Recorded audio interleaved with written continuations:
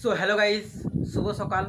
এখন বাজে 9টার মতো আর আমি অনেক দিন বাদ আজ বড় ব্লগ করছি। তো আজকের আবহাওয়াটা দেখো কত সুন্দর।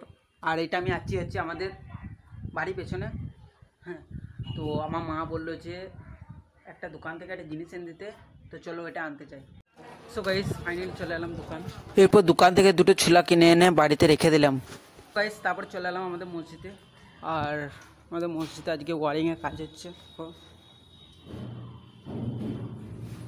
এরপর প্রচুর খিদে লেগেছিলো, তাই চলে এলাম একটা চপমুড়ি দোকানে। এখান থেকে 10 টাকা চপমুড়ি নিয়ে নিলাম। তারপরে খেয়ে তারপরে চলে এলাম বাড়ি। এরপর পাড়াতে এসে দেখি ভাইপো এখানে বসে বসে ভিডিও এডিটিং করছে, তাই তোমাদেরকে একটু দেখিয়ে দিলাম। ভাইপো চ্যানেলটার নাম হচ্ছে মোবারক ভিলেজ, যাও তোমরা তাড়াতাড়ি দেখে আসো ভিডিওগুলো। সো গাইস তারপর চলে এলাম বাড়ি। তো এরপর গোসলটা করে নিয়ে অনেক দেরি হয়ে গেছে, তো ফাইনালি গোসল করা কমপ্লিট। এখন চললাম জোহরে নামাজ পড়তে। সো গাইস নামাজ পড়া কমপ্লিট।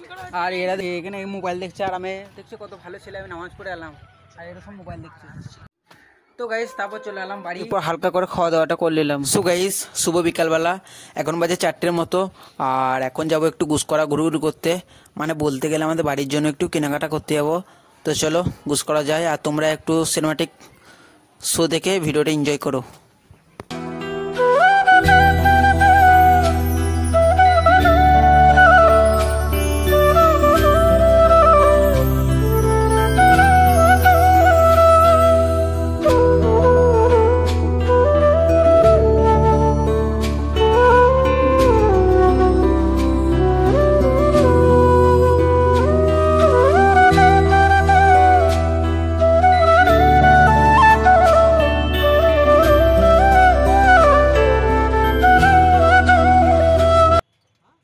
সো গাইস ফাইনালি পৌঁছে গেলাম গুসকরা। এরপর চলে এলাম একটা চায়ের দোকানে, এখান থেকে একটা চা নিয়ে নিলাম।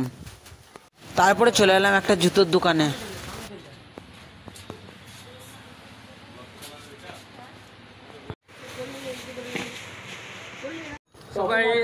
তারপর দেখি লোকটা কিছু বক্তব্য দিচ্ছে, তাই কিছুক্ষণ দাঁড়িয়ে দাঁড়িয়ে তার কথাগুলো শুনছিলাম। একটা জায়গায় স্টেজে বসে বসে সকলের ভাগ্য পাল্টাতে পারছেন, তা তো হয় না বাবু। উদাহরণের জন্য বলছি আবার,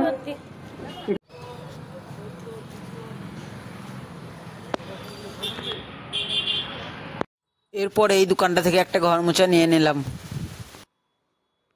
তারপরে চলে এলাম একটা ফাস্ট ফুডের দোকানে।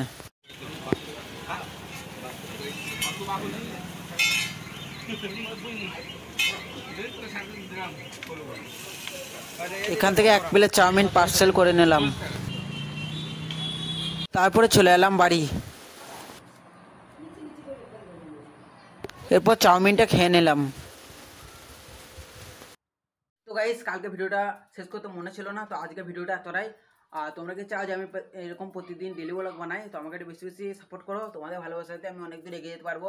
তো তোমরা ভালো থেকো, সুস্থ থেকো, love you, tata, bye by.